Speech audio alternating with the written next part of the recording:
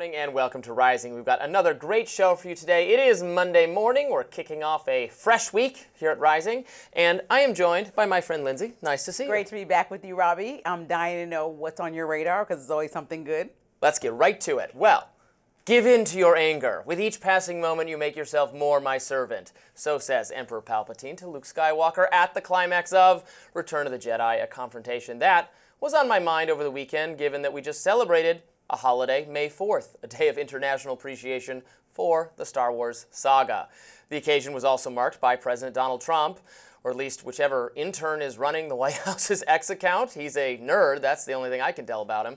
The account posted an AI-generated image of Trump with a red lightsaber. That's the Sith color, to be clear, and the following caption: "Happy May the 4th to all, including the radical left lunatics who are fighting so hard to bring Sith lords, murderers, drug lords, dangerous prisoners, and well-known MS-13 gang members back into our galaxy. You're not the rebellion, you're the empire. May the 4th be with you." Oh, Donald. This post is, of course, tongue-in-cheek, referencing not just Star Wars lore, but Trump lore as well. Trump has been wishing the haters and losers well since at least like 2014. This is a man who understands the power of a good meme. It's not just the Star Wars stuff. The White House X account recently shared an AI image of Trump as the Pope. Funny or heretical? The image did offend some Catholics, as far as I can tell, but the most offended group was actually liberals, who had a full meltdown about how awful it is that Trump is offending religious people and not receiving much criticism from them in response. Non-religious liberals are constantly furious when a conservative does something supposedly offensive to religion, even though they are neither religious themselves nor conscientious of religious people. Were any of them up in arms over the sacrilegious Last Supper drag performance at the Paris Olympics? Yeah, I thought not. Moreover, what's really important to religious conservatives is actual policy, not optics. Religious conservatives are going to fall out of love with Trump and start voting for Democrats over this because their issues with Democrats are too fundamental. The differences are too stark when it comes to abortion, religious education, and so on. All that said, if you find yourself really offended by goofy images of AI Trump online, I posit that you're falling prey to a very Star Wars-esque malady. You are giving in to your hate and making yourself more his servant. It's not healthy to be obsessed with Trump. I say that actually to both his detractors and sometimes to his supporters who are threatening to turn Trumpism into something that isn't even identifiable as a political movement. Trump haters like to say that it's a cult, like the dark cult of the Sith, led by Emperor Palpatine. Actually, MAGA has become something more like a fandom. Fans of Trump love him the way people love LeBron James or the Beatles or Harry Potter or, well, the way they love Star Wars. Trump is self-aware and understands this, which is why he constantly engages in successful outreach to his fans, creating content for them. He's the ultimate poster. That's what Pope Trump or Darth Trump is really all about, fan service. That's why the Democratic Party also is so very, very lost right now. To defeat Trump, they don't need a candidate, they need an entire franchise. So those are my Star Wars Trump thoughts. We did it all over for the weekend, Lindsey. So my biggest thing is that the word fan. Yeah. You said it multiple times, and Trump may have had fans when he was a celebrity. He is the whole entire president of our country. He's in a government position. I think the whole fandom thing needs to go away. He actually has to lead and have policy. These are official government accounts, right? And so I wish that this was satire. I wish I could say it's funny. And even if it's the intern, how do you have time to do this? People are struggling. Your approval ratings are way down. The 100 days you didn't get an A+ on your report card, but you're playing around and doing AI on memes. Even if you spent 10 minutes on it, I don't think that's what American public wants to see. They want like actual answers, not jokes on the Instagram account. And so I think there's a disconnect about what he's doing. Also deeply offending a bunch of people that are Catholic. I don't think that you could say all Catholics are liberal or conservative. I think he just offended people. What's the point? I mean, we have to have some type of seriousness in our government, especially when we're in the middle of so much chaos abroad.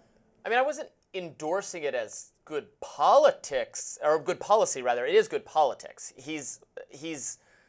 You say it's not what people want, but it is what people want. It's what his supporters want, and why they're rabid and why they're unshaken by changes in the economy or the tariff policy or other things he does that are policies I don't think are good. They're still committed because it's a fandom, because he creates the feeling of belonging among people who like him, and he's really good at that. And I think Democrats underestimate how successful he is at that, and it's why they can't beat him, because they have nothing on the same in the same galaxy as that. They're in a galaxy very, very far away. We can't live our lives on feelings, right? You're saying that he creates this feeling, euphoria that But what if fans that's might how have. you But run for office and successfully win it? fine, is but by now doing that we're here, there's actual Americans that would disagree with you, I'm sure. 72% of Americans in a recent poll, I believe, said that they think the economy is on the brink of a self-inflicted recession. Like, it's just not matching up. There might be fans that are saying and touting this online, but when I went in the comment section, which I know you told me not to do. Comment section for our show. Not your show, but his show, but for his post. But, I still was like, oh my gosh, there were a lot of, I think, a variety of people that were like shocked at both posts.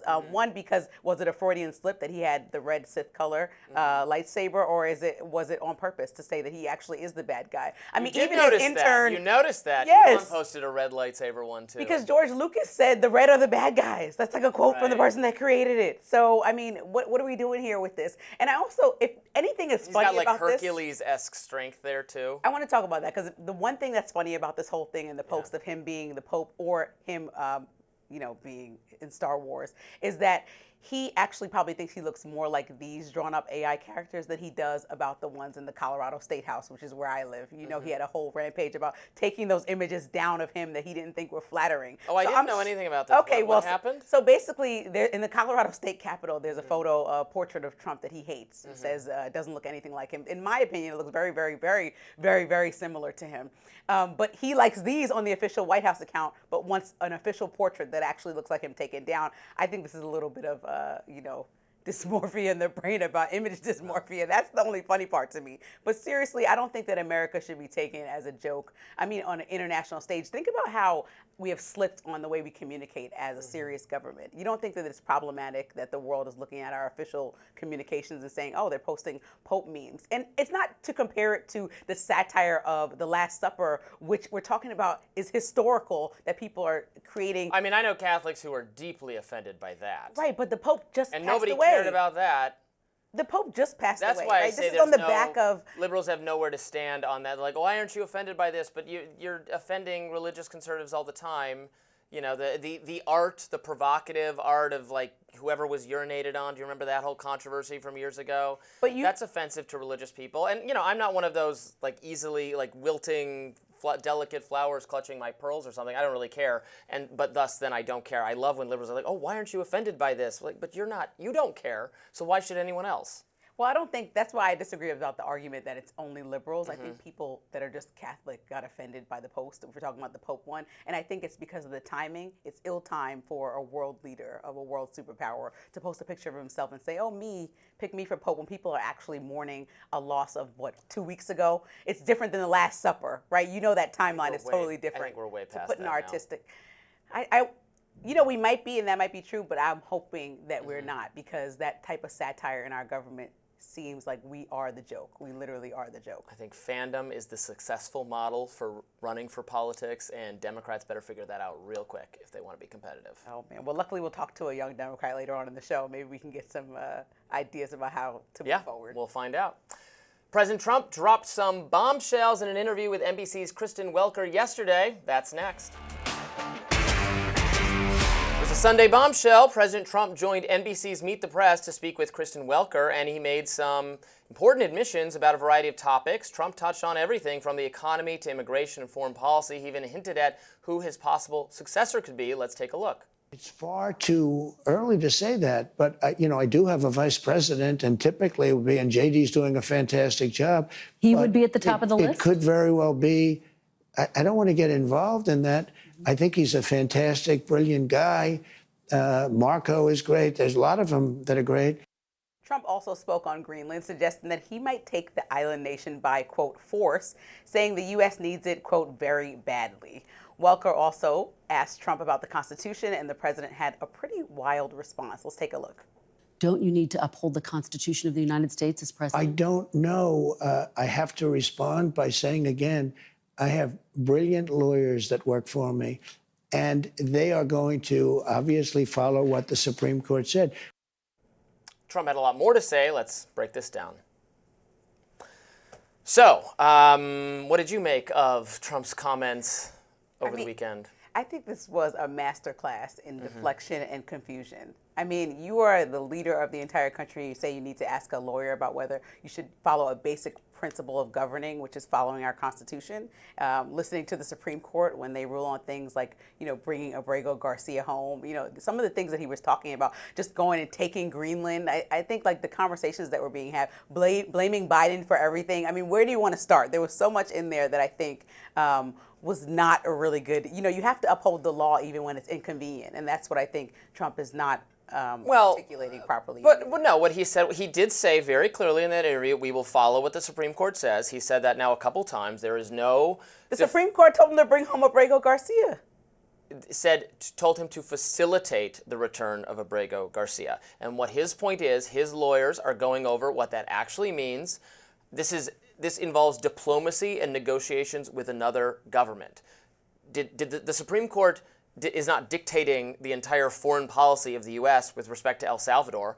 Did the Supreme Court said you have to invade El Salvador? We're talking about invading Greenland. Did they say you have to invade El Salvador to kidnap this man, who, by the way, is a citizen of El Salvador, back into Maryland for some reason? No, they said facilitate his return. So they're discussing with the government of El Salvador, and maybe they'll be able to do it, and maybe they won't. I think it's fair to say that Trump is trying to wiggle out of trying to do that, but he did not say the Supreme Court told me to do this and I refuse to do it. He said we are complying with the Supreme Court. There is some ambiguity over what facilitate means, and that's what he was alluding to, his lawyers discussing it.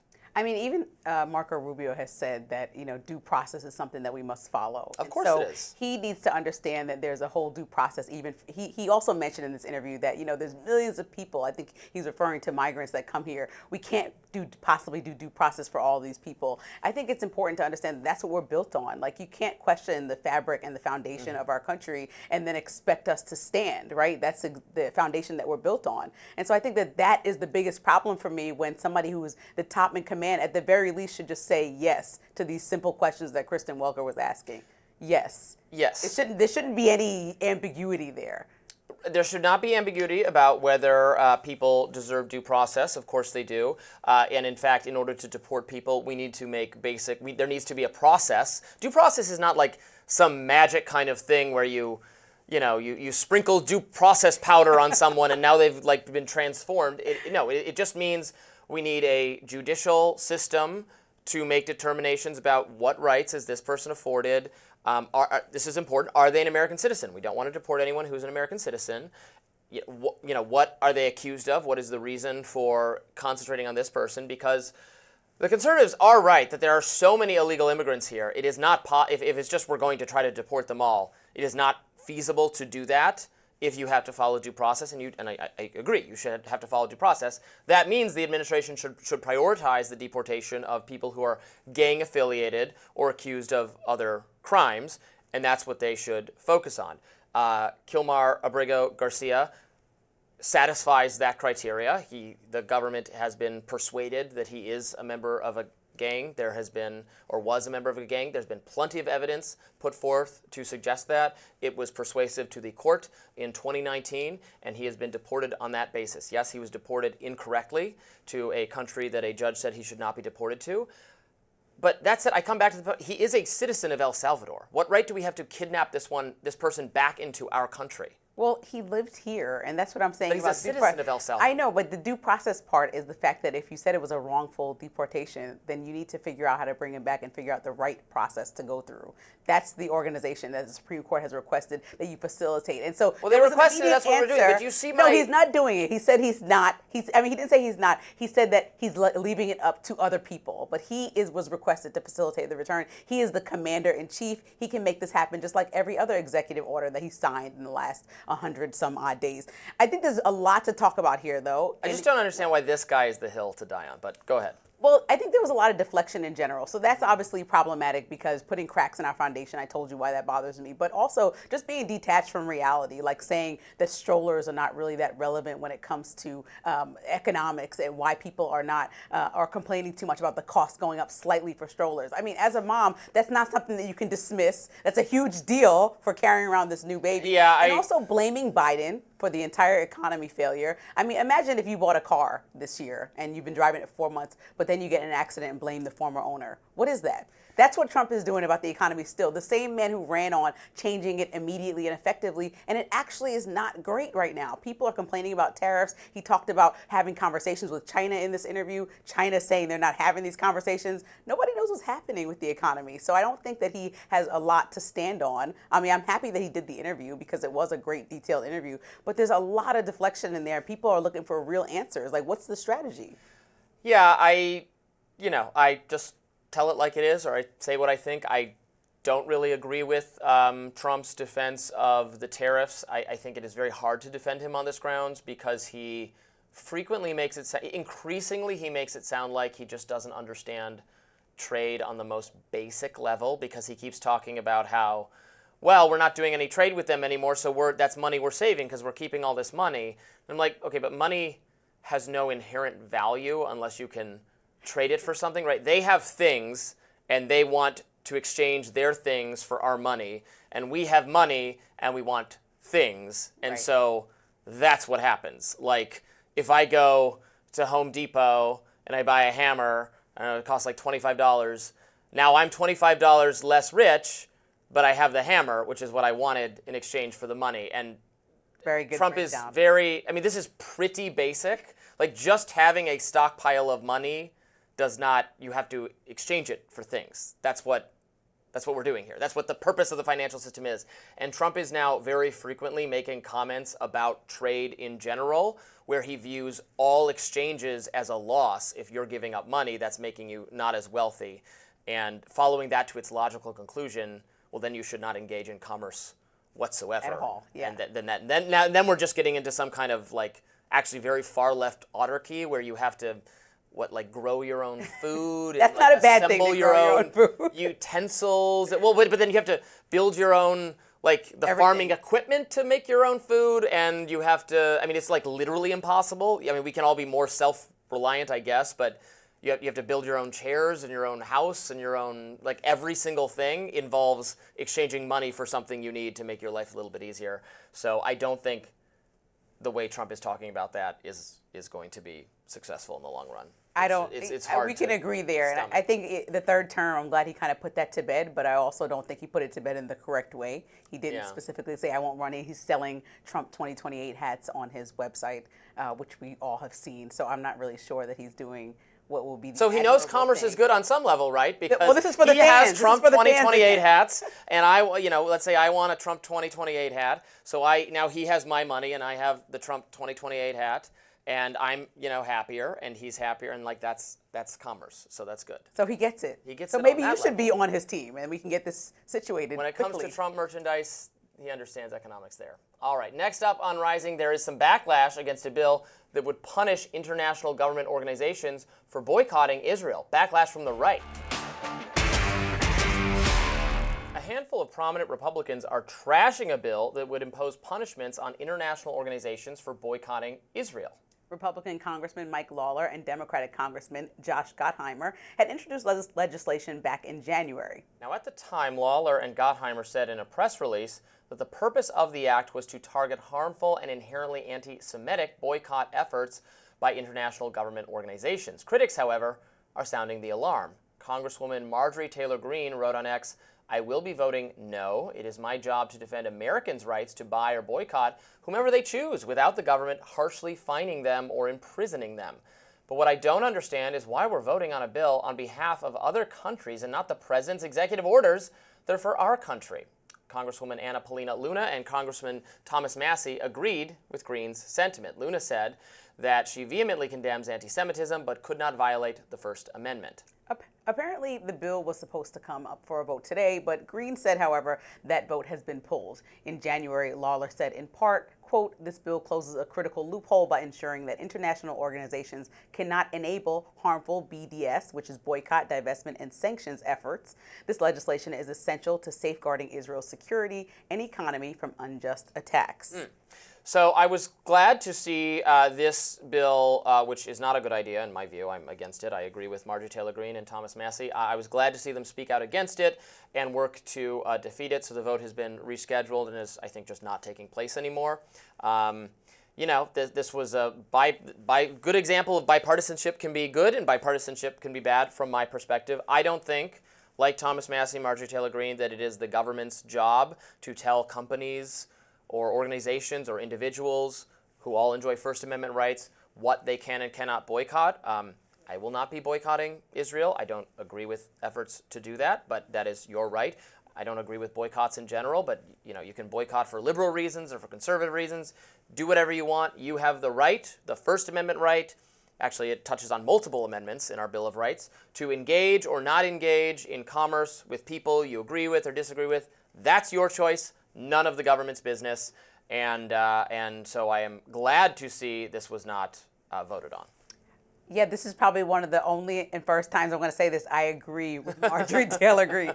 Because I think, hate speech is not protected, right? So obviously I condemn all hate speech, but political dissent is. And like you said, you have a choice on what to do with your thoughts. You have a choice on what to do with your money. But I think you don't protect Israel's democracy by stomping on ours at home.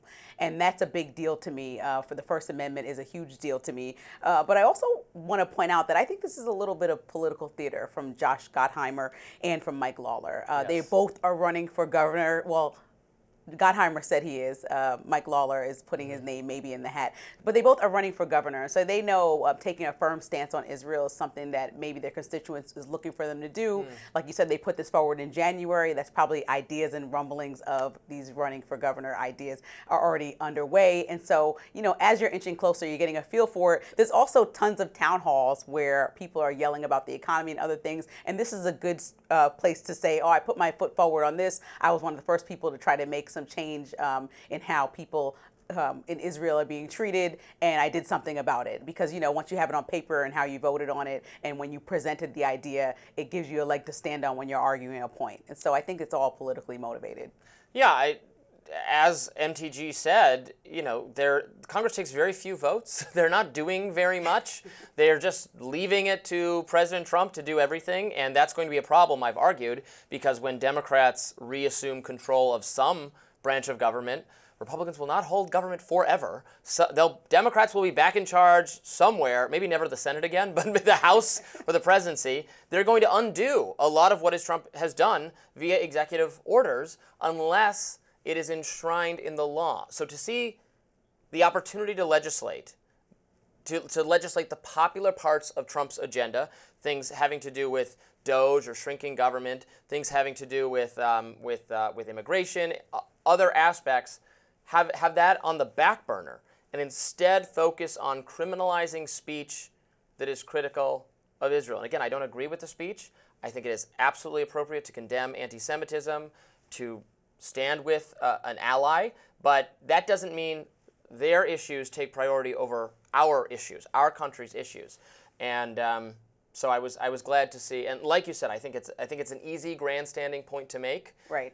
Maybe keep some donors happy, something like that, but was not good on First Amendment issues. I should say that Matthew Petty, who's a colleague of mine at Reason Magazine, wrote about this and says, unfortunately, there are already a lot of anti-boycott laws on the books in many states, so this was going to make that worse, and he thinks also they could just slip this into some future appropriations bill, the bill that the whole Congress votes on without reading, that just continues all of the reckless spending they've been complaining about for years. That could include this provision in it. The problem, $1 million in fines, 20 years in prison, this all sounds very authoritarian. Right. And that's not the type of government that we live in. And I think that, like you said, while it's important to condemn anti-Semitism, it's also important to make sure that we are living by the standards that we set up in our Constitution, like free speech. And that's, really important. And as much as I would condemn it if it was boycott of any cause or any country. It could be, it doesn't matter if I agree with it or not. It's, right. And free speech has protected, even whether you like it or not, it's not always your side, your team, or what you're standing for. Free speech has protected so many great things, from civil rights to on and on. So, you have to make sure that when you're protecting free speech, that you're protecting all people's right to choose and speak freely. Right. And also if they made this law, eventually it would go before the Supreme Court, and eventually the Supreme Court would say, yeah, this violates the First Amendment. They would say it very clearly, 9-0, there would be no ambiguity. The court has ruled on speech-related issues so many times, has carved out extremely narrow exceptions to the First Amendment for imminent threats of violence, for libel, for copyright infringement. other very narrow things, not just for, expressions of political opposition or opposition to political causes or countries. That's so obviously included in what you're, allowed to say and write and do that it's very funny. And while I do agree with Marjorie Taylor Greene that there's a lot to vote on, I don't know that it's all of Trump's executive orders. Well, I don't know. Some of them are quite want to silly vote on the to things me. she wants to vote on, but But I think there are pressing issues we can all agree that are pressing for all Americans, not a Democrat or Republican, like, the tons of things that we can think about discussing immediately and putting action behind. But here's a question for you. Liberal media frequently portrays Marjorie Taylor Greene and Anna Paulina Luna and these people as like insane or crazy or the most far-right, fringy, conspiracy theorist individuals. And here they are voting to defend First Amendment rights, whereas more mainstream people in the Republican and Democratic side were going to blithely criminalize speech. I think that's an indictment of, mainstream or establishment kind of politics on both sides that you say these are the crazy people, but they're the ones voting to defend my rights, not you. Well, look, that's why we're here at Rising, to give it to them straight, right? Yeah, I like that. That's why. Yes, indeed. So listen, she's a former Reaganite. She's a former Reaganite turned Gen Z Dem, and she's fighting her way to the Capitol on TikTok. She's going to join us next. New reporting from the Washington Post indicates that Mike Waltz's departure from President Trump's National Security Council may have been months in the making. According to the report, Trump's issues with Waltz began in early February when he allegedly met with Israeli Prime Minister Benjamin Netanyahu about military operations against Iran. According to one of the Post's sources, Waltz, quote, wanted to take U.S. policy in a direction Trump wasn't comfortable with because the U.S. hadn't attempted a diplomatic solution. The report says Waltz's fate was later sealed by the inclusion of a journalist in a sensitive Signal chat a month later. In the meantime, Waltz's departure has allegedly left some White House officials questioning whether a national security advisor is needed. Secretary of State Marco Rubio has assumed the role of acting national security advisor on top of his primary role leading the State Department, and others assumed roles in charge of USAID and also the National Archives. Democratic Senator and Vice Chair of the Senate Intelligence Committee Mark Warner said he's concerned it would be too much for Rubio. I don't know how anybody could do these two big jobs, and they're frankly very different. One is actually trying to diplomatically work with friends and adversaries around the world. The other, around national security advisor, has really grown into a major job. I don't see how any individual could do both of those. And then you add the other fact, Jake, that he's still overseeing the remnants of what used to be American soft power for 70 years, USAID, and even for a Marco Rubio, I think it's too much. According to Axios, all of Rubio's hats give him a level of power that no U.S. official has held since Henry Kissinger.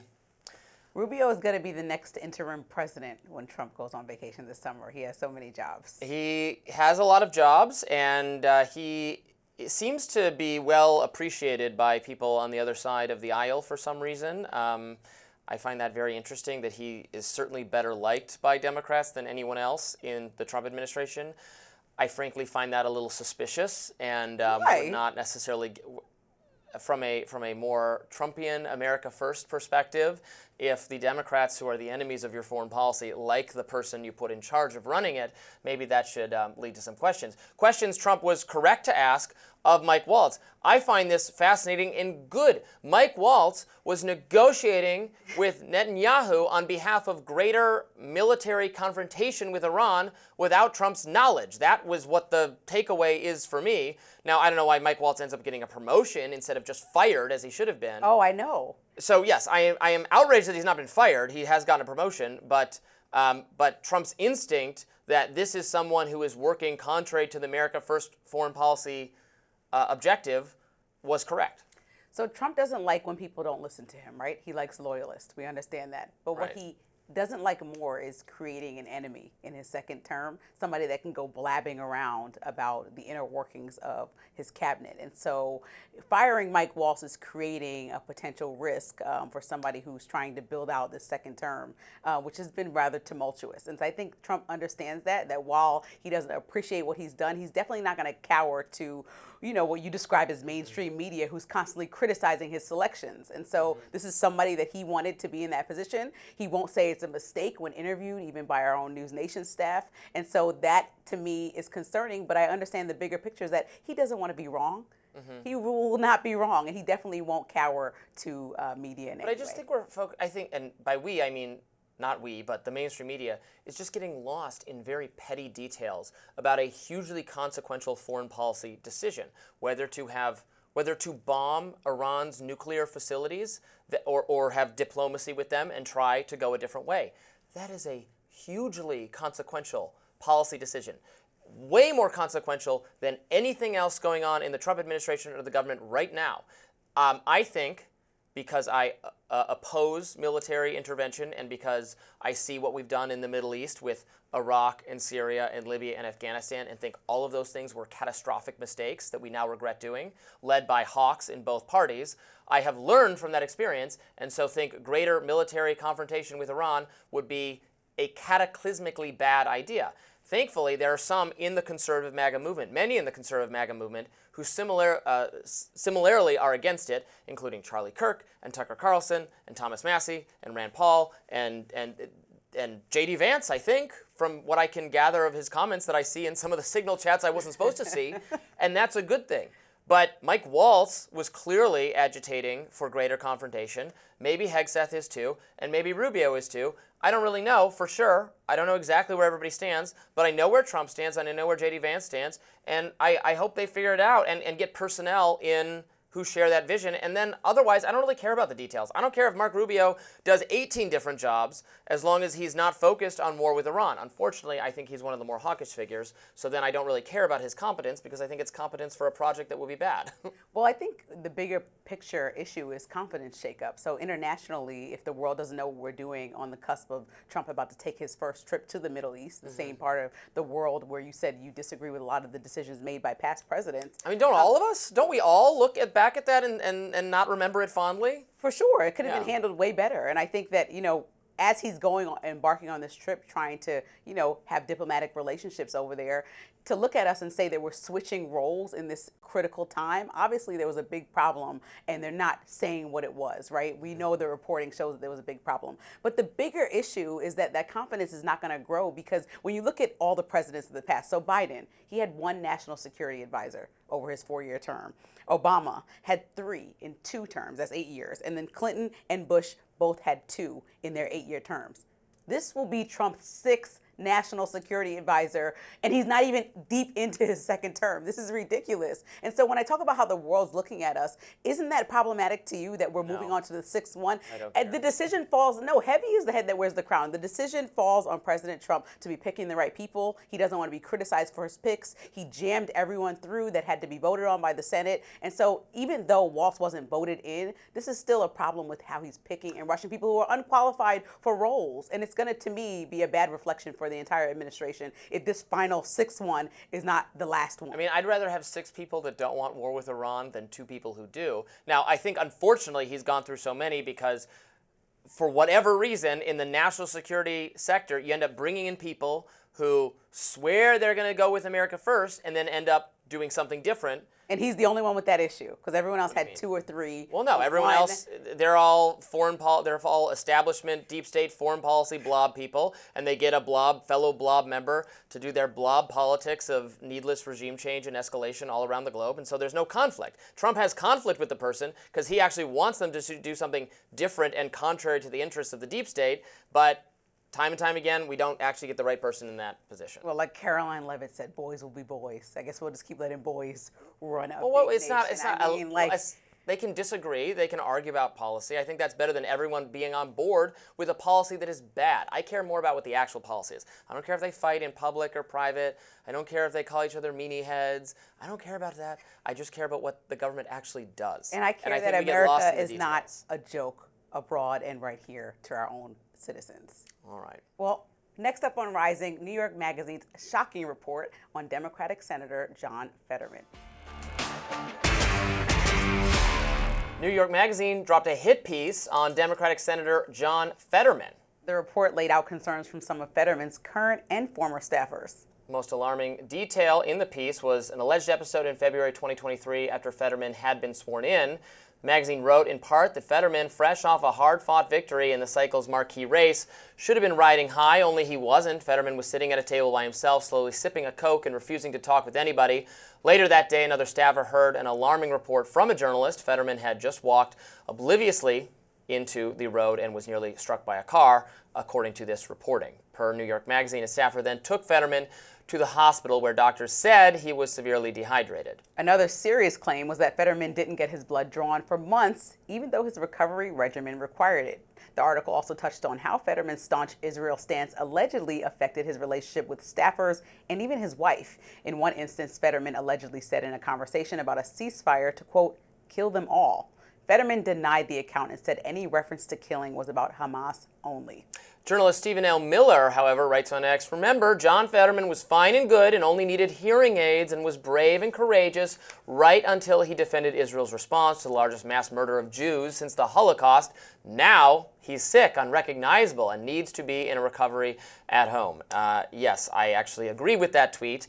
I think this hit piece was ridiculous. First of all, it was sourced mostly to anonymous staffers. Now, it was sourced to his former chief of staff, who has denounced him subsequently and spoken out about him a lot. That's why Trump doesn't want an enemy, you see? What do you mean? Remember I said earlier Trump doesn't want any enemies like Waltz, and firing people can create that? This is an example of that, right? Sure. I mean, yes, but it shows that you can always get, ticked off former employees to badmouth you in private without putting their name to it.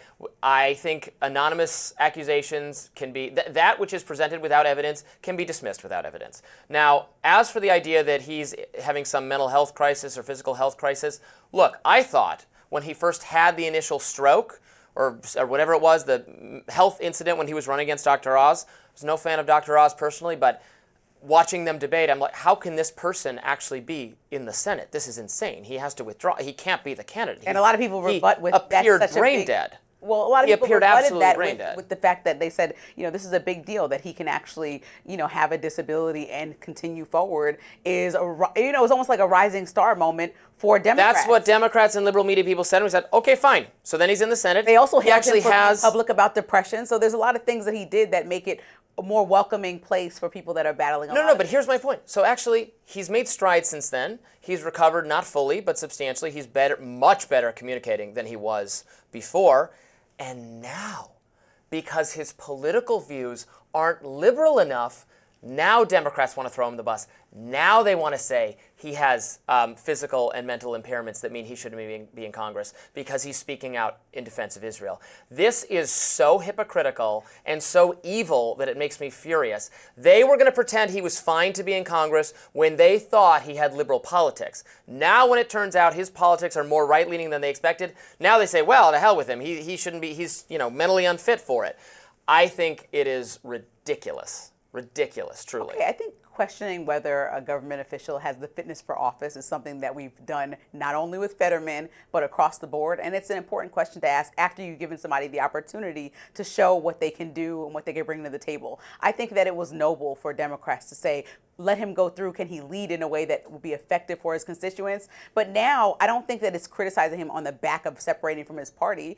I think it's just a simple fact of what his staffers are saying. Like, he wasn't going to vote because he was depressed. He was kind of all over the place. He got his wife in an accident, never reported it, not taking the medicine that his doctor is requiring. I mean, these are all serious Let's see health, some receipts. physical, and mental concerns. And like you said, let's see some receipts. We need to see receipts and know exactly who all these staffers are. But I mean, when reports come out, no matter how they come out, when they're published in credible sources, then it's time to just review and just take a look, pull the curtain back, and see if there's any truth to this. Because these are not celebrities; these are elected officials. But they are elected officials, and the staffers are not the candidate, and they're probably, much more progressive than he is. Well, tough, because Fetterman is popular in his state. He has actually become more popular since he was elected. His approval ratings, he is one of a handful of Democrats who has improved his favorability. He maintained his favorability with Democrats and improved it with Republicans in Pennsylvania, not nationwide. I know there's a lot of young pro-Hamas kids out there who can't stand him, but in Pennsylvania, a pivotal swing state, he'd be safer for re-election than a lot of other Democrats in swing states because of the stance he's taken. He knows something. His staffers, and I guess his chief of staff and maybe his wife don't know, And that is to his political advantage. And I just think it's hilarious. I really don't think that when he fractured from his own party, you can put it all on his stance on Israel, even though his own wife has reported text messages where she's going back and forth. Well, she can run for office and see. Yeah, she's not in office, right? But I'm just saying, he pushed every one of Trump's suggested cabinet members through the Senate. And that was one of the things that he had trouble with deciding, whether he should push Gates through or trying to figure out where he stood. He didn't push Gates. Gates didn't. Oh, but he was trying. Yeah, he was trying to see where he stood on some of these issues. But it was like he was just blindly helping out Republicans, and so that's why Democrats were confused, because a lot of these choices, Democrats had real questions like their ability to lead, because they had no experience whatsoever. And so I don't think that they're asking unreasonable things. And so when you talk about blind allegiance, I don't believe you should just be blindly allegiant to your party and understand exactly what you're voting on. But I do think that Fetterman just straight up went rogue and just does his own thing, which has nothing to do with what he ran on. Well, but he's chosen not to be blindly loyal to the Democratic Party because he knows that you need to have some breaks with your party if you're in the state of Pennsylvania, which is the most closely divided and important state for the standpoint of which party runs our government.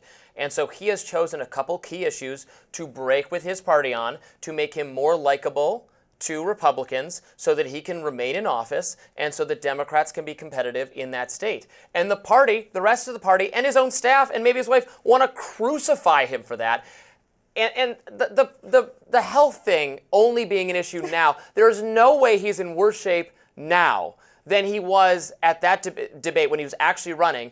And they were going to, again, Democrats, they were, just like with Joe Biden, they were willing to drag what appeared to be a corpse over the finish line, contrary to what everyone could see with their own two eyes when they thought it was politically necessary for them to do so. We're allowed to support people that are going through mental health struggles but also ask questions when they're running important government positions. And I think that has to be fair and a nuanced conversation. I think when Fetterman was running, the conversation around allowing him, if he was going to lead, but when it infringes on some of your leadership because you're stepping away from votes, you're depressed in your office, your wife is all over the office going off about some of your stances. I mean, if she's not in politics, maybe your wife and you should have a conversation about staying out of politics. Yeah, she seems like a Lady Macbeth type character, and I'm deeply skeptical of her, but I just think it's always valid to ask, are your politicians okay, and are they leading effectively? And I guess we'll see that. You said if Pennsylvania supports him, then we'll see if Pennsylvania supports him, right, in the next coming election. I suppose we will. Up next, Dems are blasting their own party leaders. We'll tell you more. Dems are utterly dissatisfied with their own party. In the words of former Texas Congressman, Democrats have become too lazy. That was Beto O'Rourke saying this on MSNBC over the weekend. I think our party, unfortunately, has gotten lazy and overly enamored of 7 so-called battleground or blue wall states to the detriment of Alabama and Mississippi and Texas and Louisiana. I mean, those are our fellow Americans, too. And I don't blame them for saying, hey, the Democratic Party has not been showing up for me. O'Rourke also blasted Senate Minority Leader Chuck Schumer. Take a look. Look at Chuck Schumer just as a specific example. And you had that continuing resolution, that government funding bill, which is really just a giveaway to Elon Musk and Donald Trump after they had decimated government agencies, illegally impounded congressionally authorized and appropriated funds. Every member of the House, Democratic side, stood strong, but for one, Chuck Schumer signaled he was going to do the same and then lost the only leverage we had, that unity, and surrendered to Trump and Musk. Strong words, a lot of frustration with leadership on the Dem side. I think that is clear. This is not a surprising sentiment to hear uttered. Maybe it's a little bit surprising O'Rourke is saying it. You never know who wants to stay in good graces with leadership, who's ready to go to war with them. I think he has political ambitions of his own, obviously. And maybe he's not tied in with sticking to the establishment because nobody really knows what the establishment will look like in 2028 right now, right? Mm-hmm. There's conversations about AOC being at the front of the ticket. There's conversations about Kamala again. But a lot of Democrats, I don't think, really know where they want to go because Kamala and Waltz had a very progressive stance where they really wanted to take it further and think maybe, reportedly, they didn't take it far enough with some of the way that they, went against Trump. And then you have AOC, who's kind of like, we need to get with the grassroots people and organize and connect with the people that are the base of our party. Her and Bernie Sanders are around their tour saying that. And then you have other people that are like, this is way too woke, let's back it up. Mm-hmm. And so I think that there needs to be a recalibration. There does need to be a focus on what those grassroots efforts will be. Like Democrats win elections because they get out there with the people and are relatable and touch people. And as soon as we start stepping away from that and become this party of people that just talk over your heads and kind of are discussing issues that are not affecting people's bottom line, I think that's why we saw the election lost by Kamala, because people were worried about the economy and their money and wallets. And we were talking about other things that were important, like women's rights. But more important was, how can I pay for my family to eat dinner tonight? And so I think when Democrats get back to that, they'll start to have a strategy on next steps and really have to capture some of these young stars, young people, to really help galvanize the movement. You can't have like the same old leading the party, like Chuck Schumer, who, obviously wanted to avert us being in a crisis and so voted with the Republicans, but also was criticized because they think that he is like, bending a knee to Trump. So I think there's just time for more conversation, and Beto O'Rourke should step up and be, as somebody as a leader of the party, but still young, should step up and make his stance known. And then more people probably will be brave to do the same thing. I mean, a couple different things have to happen. The party has to, you're right, they don't have a direction. The leader, nobody trusts the leadership. The party doesn't have an ideological direction, or there's disagreement about what ideological direction it should take. Right. More woke, less woke. More Bernie Sanders AOC, more centrist. What do we do? And then the party doesn't have an appealing, charismatic celebrity figure to then capture that energy and ideology and move forward. So there's flaws in many directions.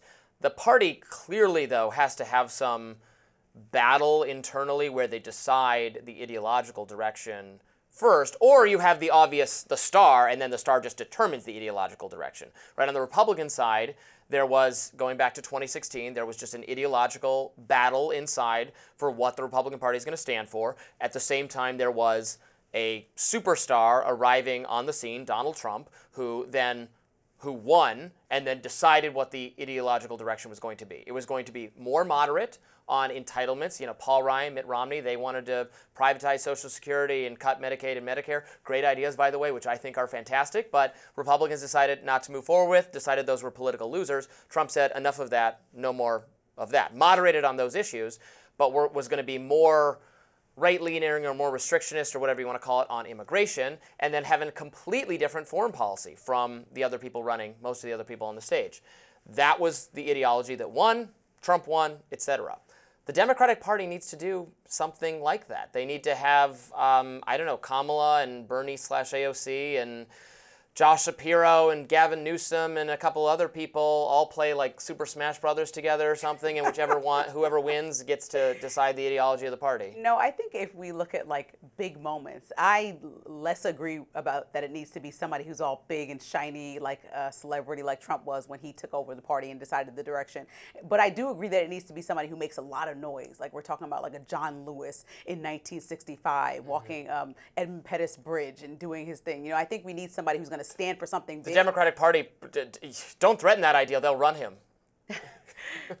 Stop. I know. So, sorry if that's offensive. That's not possible. But I think that we need somebody like this to really make a big stance and take a big stance. And that might be anti-Trump, or it might just be an entirely different campaign. Like we can't campaign on the idea that we are not Trump anymore, right? That worked in 2020. It did not work at all, failed miserably in 2024. And I don't think it's a strategy going forward. It's more about what are you bringing to the table and how are you connecting to everyday average Americans who don't align with Republican values. And I think there are plenty of people out there that just felt lost by either party. There's a lot of young voters out there too that just straight up stepped out of this election, like stayed back and said, none of this is for me. And even though Trump did a great job at capturing more of that young vote, I think that the rest of the young people are still out there and waiting to be spoken to, waiting to be interacted with, and have a real dialogue, because these are the next leaders of our country. These are the next business owners, people that make decisions and going to continue to make the world go round. Well, and they just weren't motivated to vote for Kamala. They were not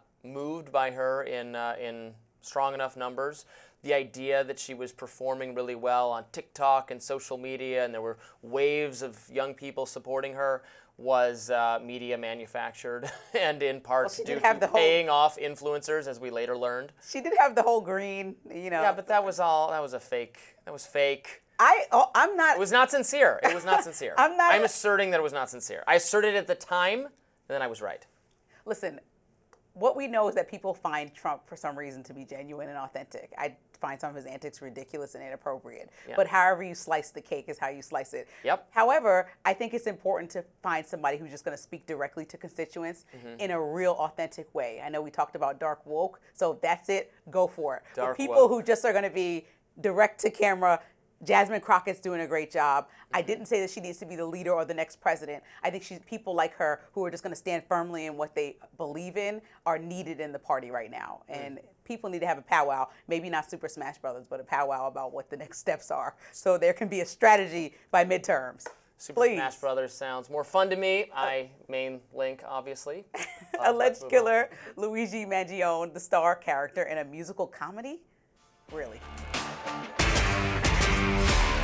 Coming soon to Broadway or a theater near you, accused CEO assassin Luigi Mangione is getting his own musical, and get this, it's already sold out. That's Luigi the Musical, set to premiere at the Taylor Street Theater in San Francisco in June. The musical is being dubbed, quote, a story of love, murder, and hash browns. You know those McDonald's hash browns he got. It promises a bold, campy, and unafraid perspective on Mangione's life. Some special guests are also set to take the stage. The musical includes characters of Mangione's fellow jailmates, including convicted crypto fraudster Sam Bankman-Fried and accused sex trafficker and disgraced hip-hop mogul Sean Diddy Combs. And users are sounding off about this on X. Journalist Lauren Conlon says, quote, Luigi Mangione musical set to debut in San Francisco next month, and the entire run is already sold out. I hate everyone. Goodbye. The Chris Plant Show saying, the left loves murder. Okay, I do have some thoughts here. First of all, I don't know what the content of the musical is going to be. So I don't want to criticize it without engaging with it. It could be that it is critical of the Luigi Mangione perspective, which is that murdering people because you don't agree with healthcare politics is good. I certainly hope it would attack that perspective, or at least, you know, if it's a love letter to Luigi Mangione, which is a concerning thing and could very well be the case, as there are clearly lots of people, lots of women, it seems, you know, admiring, idolizing this alleged accused murderer, which I think is just awful and frankly reminds me of, you know, the way there were people who wanted to marry, you know, Charles Manson or whatever. Like, people are sick in the head. Fine, I don't care.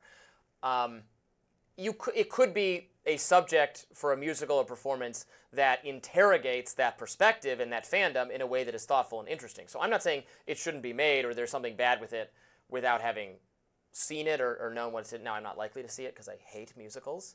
But what are your thoughts? First of all, obviously condoning violence in every single way. But I think it's important to understand that the public has this fascination with crime. As somebody who understands like licensing with our production company, like crime is the most bought type of programming for Americans. So don't paint this as a leftist issue.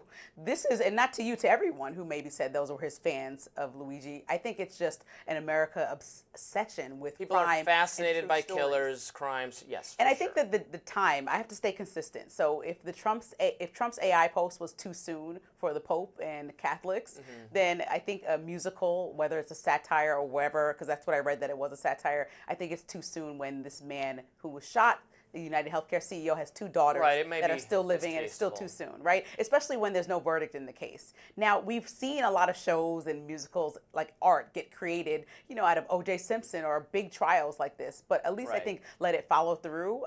People always want to be first to make the production, first to do the thing. And I think it's important to have some type of empathy for people that lost someone and understand this is a real situation. So while I totally get the fascination, because it is crazy. I mean, as somebody who grew up in New York, somebody getting shot in the middle of Manhattan is actually the most ridiculous thing, or one of, that I've ever read in a news report. It just seems like it can't happen with all the different police usually they'd outside. Be punched or stabbed instead.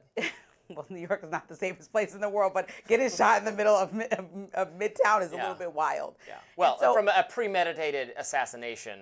Right. The fact that it followed all the way through to fruition is wild. Right. And so I understand why people are People kill each other in anger. Crazy people kill each other.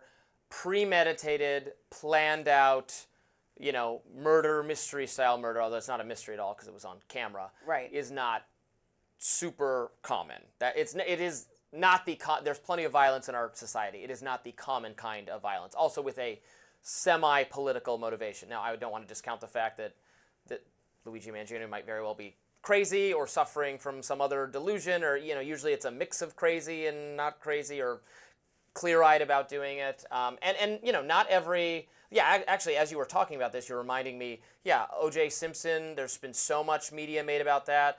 On Netflix, there was like the Dahmer one. That was not an endorsement of killing, raping, and eating people. It was just because, yes, we are fascinated by crime, and so you can portray something without endorsing it at all. So I don't want to say this is an endorsement without knowing what it is, but it may be an endorsement because there's a fandom for this guy that I find absolutely both baffling and insane. I mean, maybe not baffling because people are just crazy, but I think there's also another level that some Americans were really looking for reform of our current healthcare systems. And so while people who understand businesses understand that a CEO is not where it solely lies to change the makeup of an entire corporation, and so that was wrong, like I said, flat out, no other words around that, I think people still want to unpack what may be wrong with our healthcare system and why somebody may have been riled up. Because UnitedHeathcare, reports started coming out right after this murder, again, not tying it to, but that many people were denied, lost their family. And so healthcare is really tied to personal last moments of people's lives. And I think that's an important thing that's going to be examined more and more, especially as we distance ourselves from the actual incident. Right. No one's responding to all this and saying, oh, the healthcare system is just great. There's frustration, bipartisan all across the board, liberals, conservatives, everybody. So it's not that the system itself is like worth defending or can't be reformed, but of course it goes without saying that premeditated violence is not the way to fix the system, is not going to do anything to change the system, and is frankly wrong even if it was going to do something to change the system. So we need to start watching better programming as Americans, and that musical is sold out, by the way, so obviously there's a huge appetite to see this right now, which is also fascinating to me. Not by me, but by some people. That does it for us today on Rising. Please be sure to like, share, and subscribe so you never miss any of our content. And for those of you who like to listen while on the go, we're now available anywhere you listen to podcasts. It's been a pleasure. We'll see you back here tomorrow. Lindsey's on all week. Yeah, I'm here all week with you guys. Thanks for having me. See you tomorrow.